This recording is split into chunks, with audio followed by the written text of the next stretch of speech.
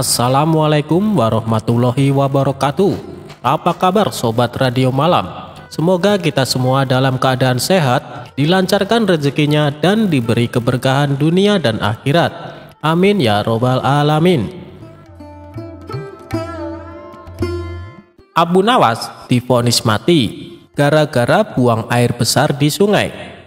Pembelaannya bikin hati raja luluh.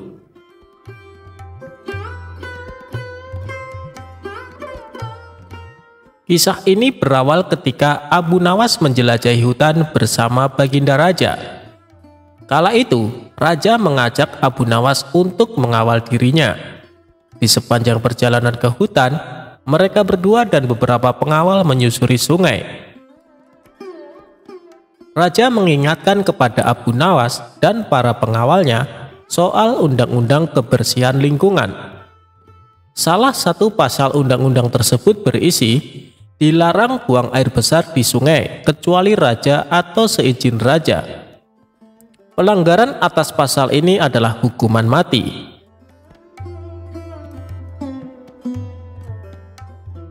Di tengah pengembaraannya di hutan, raja kebelet buang air besar. Dikarenakan di dalam hutan, raja terpaksa BAB di sungai yang airnya mengalir ke arah utara.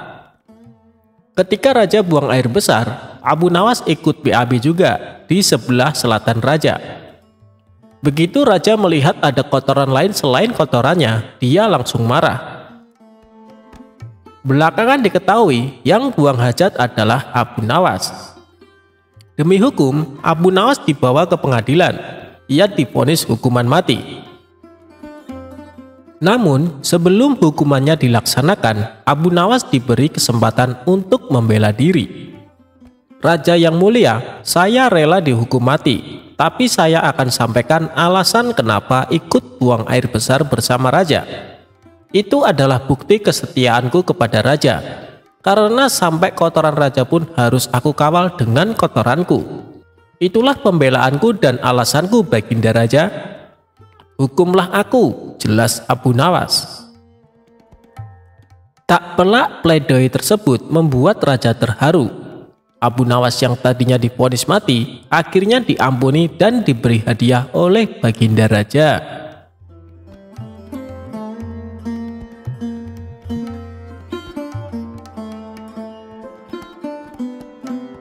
Abu Nawas nyebur ke sungai.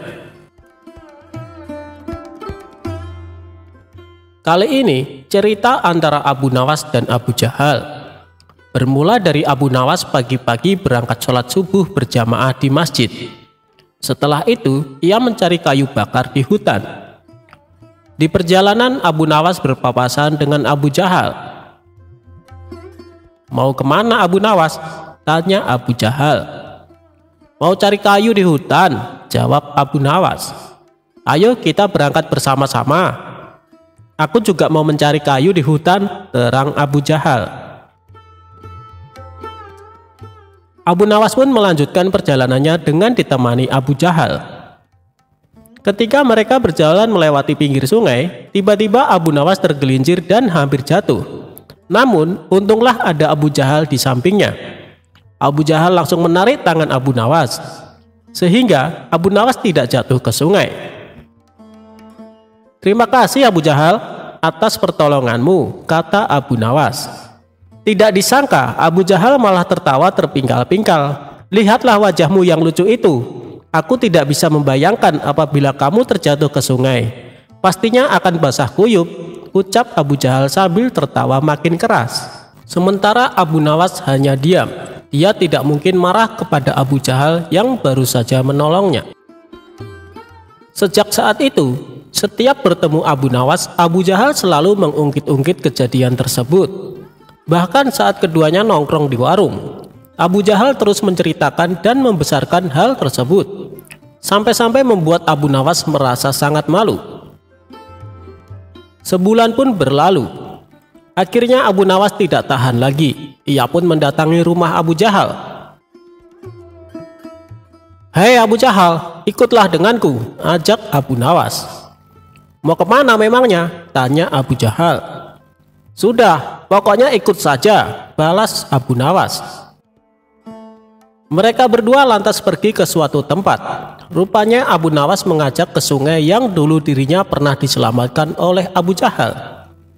Setibanya di sana, dengan masih berpakaian lengkap, Abu Nawas langsung menjatuhkan diri ke sungai. Dalam keadaan basah kuyup, Abu Nawas berkata, "Lihatlah, aku sekarang sudah basah kuyup, seperti jika engkau tidak menolongku. Jadi berhentilah mempermalukanku di depan orang-orang," pinta Abu Nawas. Abu Jahal yang mulai menyadari kekeliruannya segera meminta maaf kepada Abu Nawas.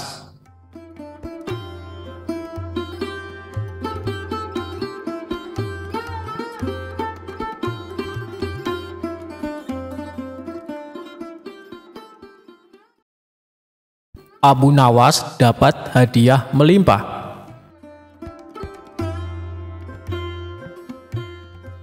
Cerita lucu Abu Nawas kali ini bermula ketika suatu hari Baginda Raja memerintahkan semua menteri untuk berkumpul di istana.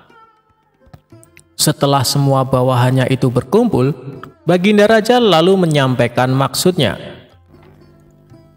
"Kalian semua aku undang ke sini karena ada beberapa hal yang ingin aku sampaikan. Yang pertama, aku ucapkan terima kasih kepada kalian karena selama ini kalian telah bekerja keras ikut membantu mengurus negeri yang kita cintai ini," kata Baginda Raja. "Dan yang kedua, hari ini adalah hari jadi negeri kita. Jadi sebagai rasa terima kasihku, kalian semua akan mendapat hadiah," lanjutnya. Mendengar hal itu, para menteri bersorak kegirangan. "Terima kasih Paduka yang mulia," kata salah seorang menteri. Di tengah suasana penuh kegembiraan, tiba-tiba salah satu menteri bertanya, "Paduka yang mulia, bukankah Abu Nawas juga sering membantu menangani masalah yang ada di negeri kita ini? Dia juga sering menghibur Paduka yang mulia, tapi kenapa dia tidak diundang?" Seketika Baginda Raja tersadar bahwa dirinya hampir saja melupakan seseorang yang sangat dikagumi akan kecerdikannya. "Terima kasih wahai menteriku, kau telah mengingatkanku," balas Baginda Raja. Kemudian ia memerintahkan beberapa pengawal segera memanggil Abu Nawas. Tidak berapa lama, datanglah Abu Nawas ke istana menghadap Baginda Raja. Sesaat Abu Nawas sempat terkejut karena yang terlihat tidak seperti biasanya. Seluruh menteri istana berkumpul tanpa ada satupun yang absen. "Ampun Paduka yang mulia, ada gerangan apa Paduka memanggil hamba? Sepertinya ada masalah yang serius," tanya Abu Nawas. "Tidak ada masalah apa-apa Abu Nawas, justru ini adalah hari yang penuh kebahagiaan," balas Baginda Raja. "Alhamdulillah kalau begitu. Tapi ada tujuan apa hamba dan semua menteri istana diperintahkan menghadap Paduka?" tanya Abu Nawas lagi. Baginda Raja lalu memberitahu akan memberikan hadiah kepada semua menteri, termasuk Abu Nawas. Hadiah yang akan dibagikan tersebut sebagai wujud terima kasih kepada orang-orang yang telah berjasa ikut andil mengurus negeri dan rakyat. Kemudian Baginda Raja mengajak Abu Nawas dan semua menteri memasuki ruangan besar yang penuh perhiasan emas. "Saat ini kuhadiahkan kepada kalian sebuah kebebasan sampai waktu yang telah aku tentukan. Silahkan peganglah apa yang besar yang ada di dalam ruangan ini, dan apa yang berhasil kalian pegang akan menjadi milik kalian," teriak Baginda Raja. Spontan para menteri berhamburan mencari sesuatu yang disenangi.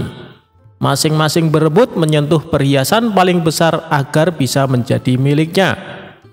Sedangkan Abu Nawas sendiri hanya terdiam. Ia sama sekali tidak ikut memperebutkan hadiah. Abu Nawas tetap berdiri di samping Baginda Raja. Melihat hal itu, Baginda Raja menjadi heran.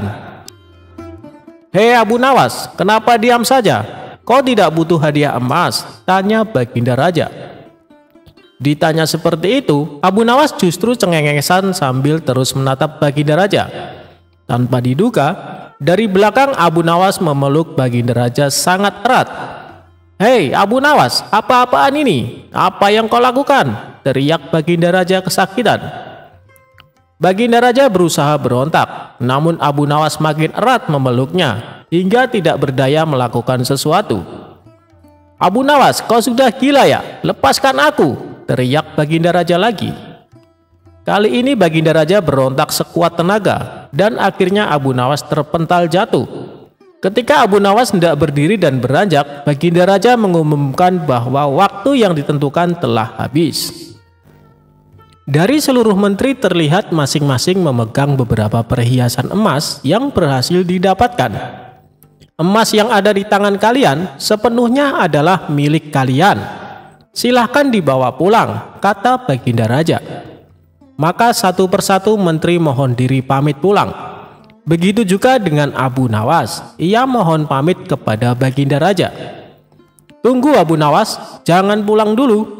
Aku masih ada urusan dengan kau," ucap Baginda Raja.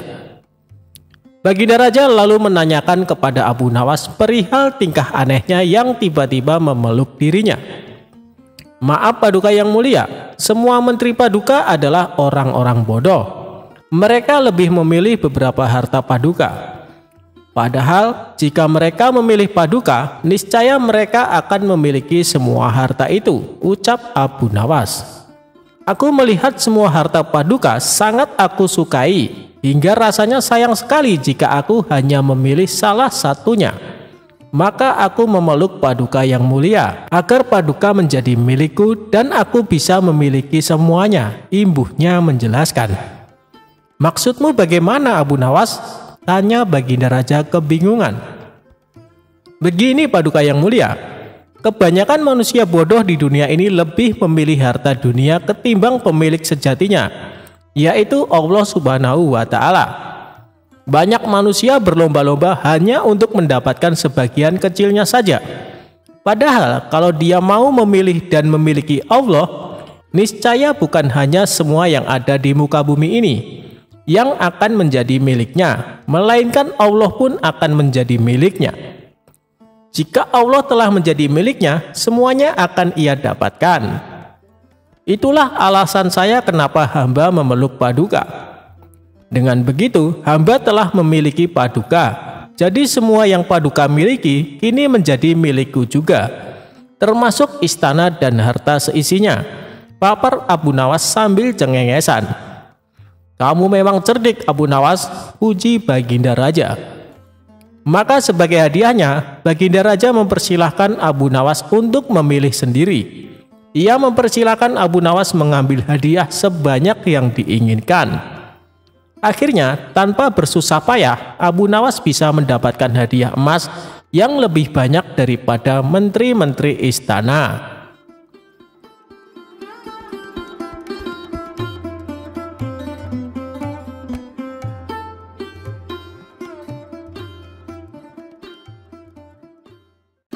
Imam Syafi'i enggan menyolati jenazah Abu Nawas.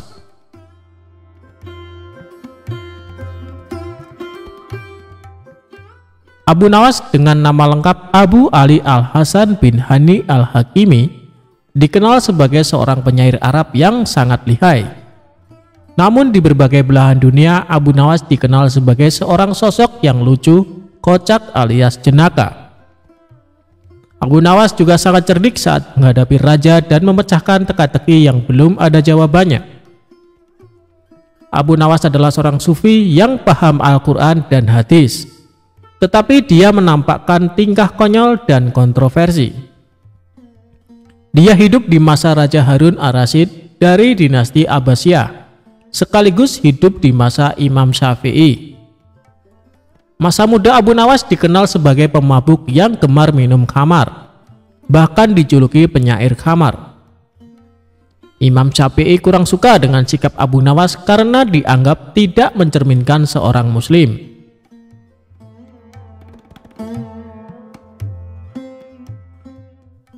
Suatu ketika Abu Nawas meninggal dunia dan kabar kematiannya sampai ke penjuru seantero negara Iran. Kabar wafatnya Abu Nawas membuat gempar penduduk Iran.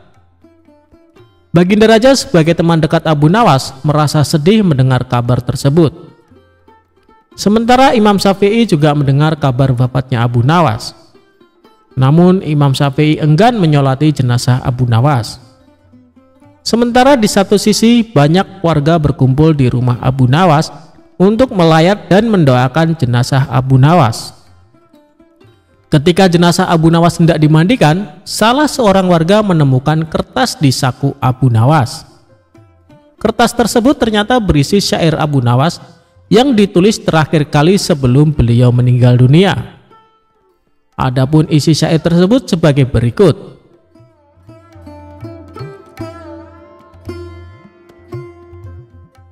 Wahai Tuhanku, dosaku terlalu besar dan banyak, tapi aku tahu bahwa ampunanmu lebih besar.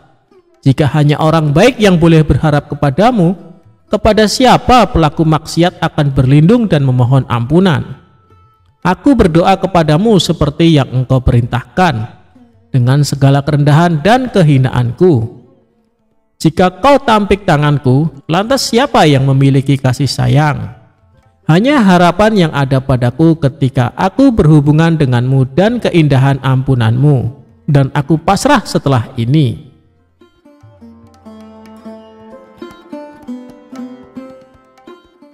Kemudian salah seorang warga membawa kertas berisi syair Abu Nawas ke rumah Imam Syafi'i. Warga tersebut menjelaskan bahwa kertas tersebut ditemukan di saku Abu Nawas saat akan dimandikan. Setelah membaca syair Abu Nawas tersebut, Imam Syafi'i sangat sedih dan menangis sejadi-jadinya. Kemudian Imam Syafi'i pergi ke rumah Abu Nawas untuk menyolatkan jenazahnya. Itulah kisah syair terakhir Abu Nawas yang mampu meluluhkan pemilik mazhab terbesar, yaitu Imam Syafi'i. Semoga kita bisa mengambil hikmah dari kisah Abu Nawas yang hidup sezaman dengan Imam Syafi'i.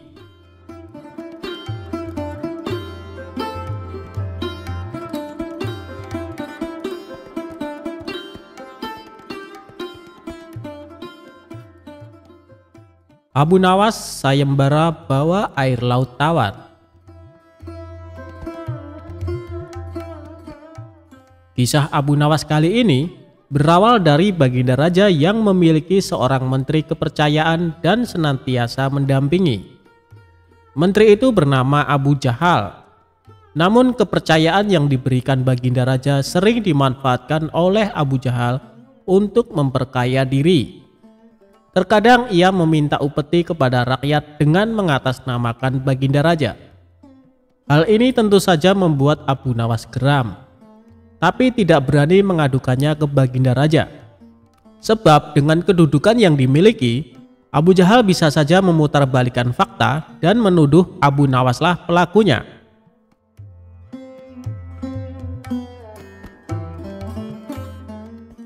Seiring berjalannya waktu, penasehat istana meninggal dunia. Baginda Raja sangat kehilangan dan belum bisa menemukan penggantinya. Jadi untuk sementara waktu, jabatan penasehat istana masih kosong, belum ada yang mendudukinya. Kesempatan ini segera dimanfaatkan Abu Jahal. Ia ingin sekali menduduki jabatan tersebut. Dengan begitu, ia bisa lebih leluasa mempengaruhi Baginda Raja. Segala cara Abu Jahal lakukan. Di depan Baginda Raja, Abu Jahal terus mencari muka agar terpilih menjadi penasehat istana. Tapi sayangnya ambisi Abu Jahal ini harus kandas di tengah jalan.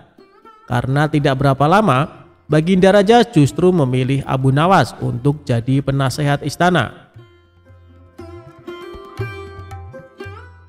Keputusan Baginda Raja ini tentu saja membuat Abu Jahal kecewa, sehingga ia menaruh dendam kepada Abu Nawas.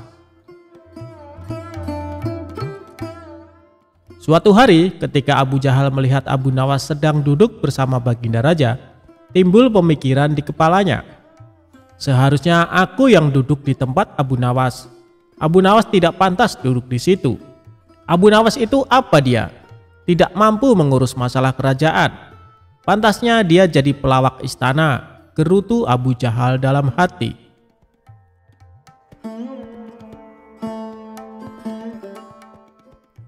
Merasa kecewa dengan keputusan Baginda Raja, Abu Jahal lalu menyampaikan keberatan.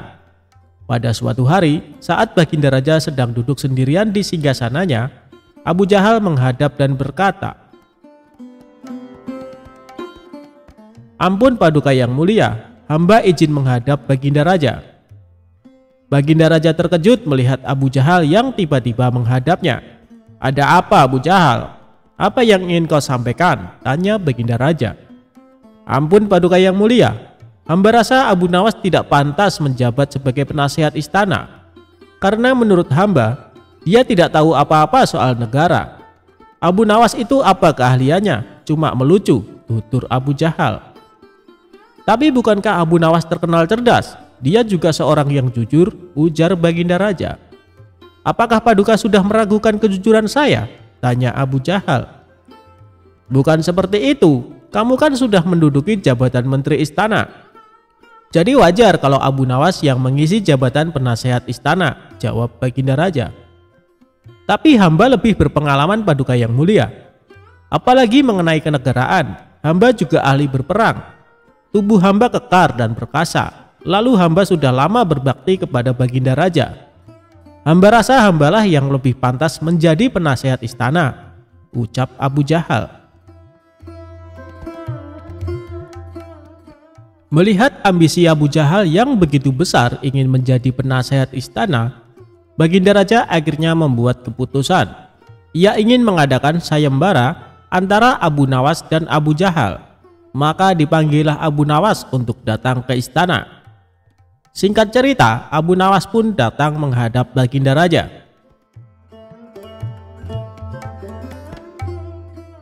Ampun Paduka yang mulia, ada gerangan apa memanggil hamba? Tanya Abu Nawas. Hei Abu Nawas, Abu Jahal sangat menginginkan jabatan penasehat istana. Dia minta supaya jabatanmu diganti olehnya. Tapi aku juga tidak mungkin memecatmu begitu saja. Biar adil, maka aku putuskan akan mengadakan sayembara untuk kalian berdua. Siapa yang jadi pemenangnya, maka dialah yang berhak menjadi penasehat istana, jelas Baginda Raja. Sejenak Abu Nawas terdiam dan berpikir, Abu Jahal pasti punya rencana busuk. Jangan sampai dia jadi penasehat istana. Bisa-bisa rakyat makin tertindas oleh kelakuannya, pikir Abu Nawas. Ampun Paduka yang mulia, kalau boleh tahu sayembara apa yang hendak diberikan? Tanya Abu Nawas. Aku ingin masing-masing dari kalian membawakan 1 gentong air laut, tapi yang rasanya tawar, perintah Baginda Raja. Abu Nawas dan Abu Jahal langsung terkejut mendengar permintaan Baginda Raja yang aneh itu. Sekarang pulanglah kalian berdua dan besok kembali ke sini dengan membawa air laut yang rasanya tawar, kata Baginda Raja melanjutkan. Sesampainya di rumah, Abu Nawas terus memikirkan dan mencari tahu keberadaan laut yang airnya tawar. Mana ada air laut yang rasanya tawar, orang secerdik apapun tidak akan bisa melakukannya, pikir Abu Nawas. Sementara itu Abu Jahal mulai berbuat curang. Ia memasukkan air sumur ke gentong untuk dibawanya ke istana. Baginda Raja pasti percaya meskipun aku berkata bohong. Karena aku tahu, aku adalah menterinya yang paling dipercaya, kata Abu Jahal dalam hati.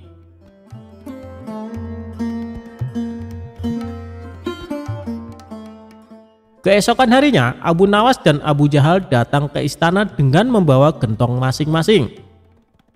Bagaimana? Apa kalian sudah mendapatkan airnya? Tanya Baginda Raja. Sudah Paduka yang mulia, jawab Abu Jahal dan Abu Nawas serempak. Kemudian Abu Jahal maju lebih dulu menyerahkan gentongnya.